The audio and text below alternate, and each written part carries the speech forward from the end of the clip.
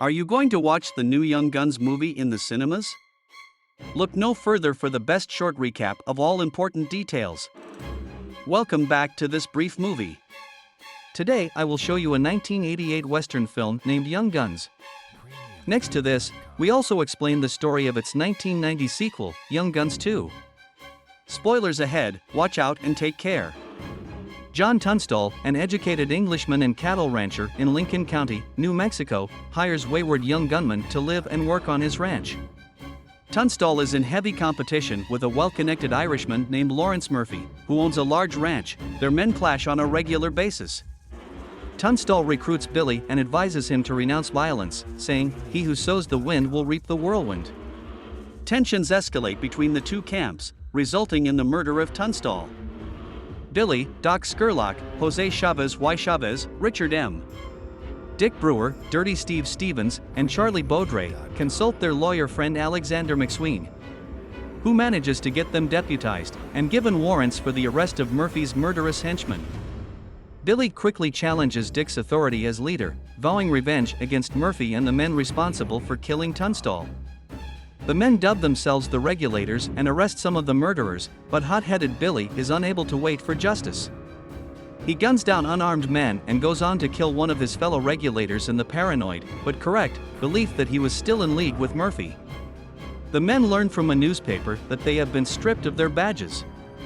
That same paper also confuses Dick for Billy, showing a picture of Dick labeled Billy the Kid, a nickname to which Billy takes an immediate liking. While the local authorities begin their hunt for Billy and the boys, the Regulators argue about continuing with their warrants or to go on the run. One of the men on their list of warrants, Buckshot Roberts, tracks them down and barricades himself in an outhouse, and Dick dies in an intense shootout. Billy appoints himself as the new leader, the gang becomes famous, and the U.S. Army is charged with bringing them to justice under Murphy's corrupt political influence. The gang eludes attention for some time, and Charlie gets married in Mexico. While attending the wedding, Billy meets Pat Garrett, who is not yet a sheriff, but warns Billy of an attempt on Alex's life by Murphy's men that will happen the next day. Thus, the gang packs up and heads off to save Alex. Back in Lincoln, Murphy's men, led by George W. Pepin, surround Alex's house, trapping the Regulators, and a shootout begins. A ceasefire is called for the night. In the morning, accompanied by Murphy, the army comes in and torches the house, but Chavez escapes out the back. While the house is burning, the men come up with an escape plan. They begin throwing Alex's possessions out the windows of the second floor. Billy places himself inside a large trunk, and when it lands in front of the house, he leaps out and begins to open fire. Meanwhile, Doc bursts out of the side stairway, followed by Charlie and Steve. Everyone makes it to the lawn, but Billy is shot twice in his arms. Charlie challenges the bounty hunter John Kinney. Kinney shoots Charlie and Charlie fires back, killing each other. Chavez comes from behind the army on horseback and jumps the barricade to get extra horses to the Regulators. Billy jumps on one horse, but Doc is shot trying to get on another. Doc still manages to pick up his girlfriend Yen-sun, Murphy's Chinese sex slave, and they ride off. Chavez tries to get Steve on a horse, but is wounded and falls to the ground. Steve helps Chavez onto a horse, but is left alone and unarmed. The army and Murphy's men shoot and kill Steve. Alex cheers on the boys as they ride away. The army opens fire on him with a Gatling gun, and he is killed. As the remaining men ride away, Murphy hurls threats and curses after them, but is stunned when Billy turns back and shoots Murphy right between the eyes, killing him. The final scene is a voiceover of Doc explaining what happened afterwards. Alex's widow caused a congressional investigation into the Lincoln County War. Chavez took work at a farm in California. Doc moved east to New York and married Yen-sun, whom he had saved from Murphy. Billy continued to ride until he was found and shot dead by Pat Garrett. Billy was buried next to Charlie Bowdre at Fort Sumner. A stranger went to the grave of Billy the Kid late one night and made a carving in the headstone. The epitaph read only one word, pals. We now continue this Western story with the second chapter of the series. In 1950, attorney Charles Phelan is contacted by an elderly man named Brushy Bill Roberts. Brushy Bill tells Phelan that he is dying and wants to receive a pardon that he was promised 70 years before by the governor of New Mexico, claiming that he is really William H. Body aka Billy the Kid, whom everyone knows to have been shot and killed by Pat Garrett in 1881. Phelan then asks if Bill has any proof that he is the famous outlaw. Brushy Bill's story begins with the remaining regulators having gone their separate ways. Billy has become part of a new gang with Arkansas Dave Rudabaugh and Pat Garrett. The New Mexico governor has issued warrants for the arrests of those involved in the Lincoln County Wars, including Billy, Doc Scurlock, and Jose Chavez y Chavez, who are dragged into town and imprisoned to await hanging. Meanwhile, Billy meets with the new governor Lew Wallace, who agrees to pardon Billy if he testifies against the Dolan Murphy faction. Billy soon finds out that he was tricked into being arrested with no chance of testifying against his old enemies. After escaping, Billy, along with the help of Rudabaugh and Garrett, pose as a lynch mob to spring Doc and Chavez from jail.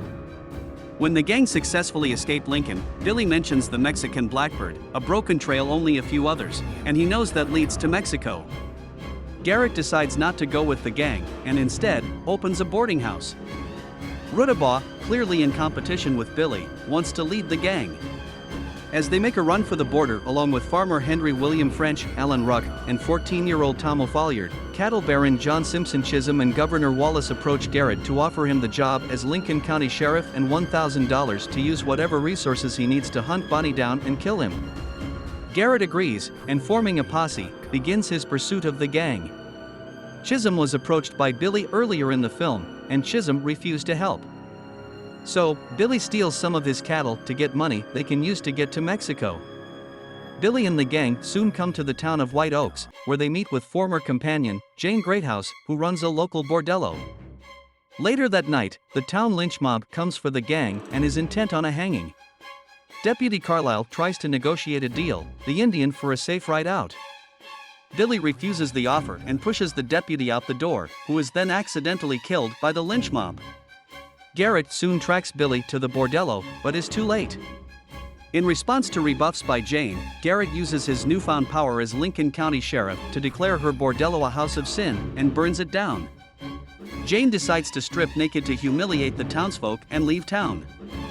Meanwhile, Billy and his gang are continuously tracked by Garrett's posse, narrowly evading capture, but Tom, being mistaken for Billy, is soon shot dead by Garrett. As they hide out, Billy admits that the Mexican Blackbird does not exist, it was just a ruse to get the gang back together and to keep riding. Doc is angered and tries to leave for home, but he is shot by one of Garrett's men and sacrifices himself to enable his friends to escape an ambush.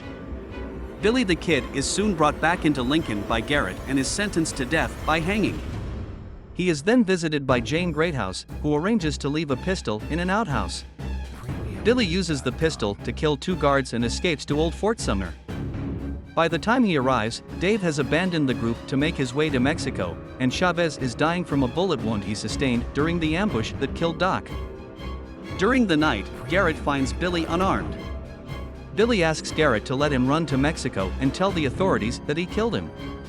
Garrett declines because he believes Billy would not be able to resist coming back to the United States, which would lead to Garrett's death for lying. Billy turns around, forcing Garrett to have to shoot him in the back, which he does not. In the morning, a fake burial is staged for Billy, and Garrett's horse is seen being taken by an unknown figure, implied to be Billy. Brushy Bill admits he never stole a horse from someone he disliked, and further admits he did not just like Garrett, he loved him. Phelan, convinced that Brushy Bill is Billy the Kid, agrees to help him. The epilogue reveals that Arkansas Dave was beheaded once he reached Mexico to discourage more outlaws from crossing the border. Garrett's book detailing his pursuit of Billy was a dismal failure and he is eventually shot and killed in 1908. Brushy Bill met with the governor of New Mexico, but despite corroboration from several surviving friends of the kid, he was discredited and died less than a month later. Whether Brushy Bill was Billy the Kid remains a mystery.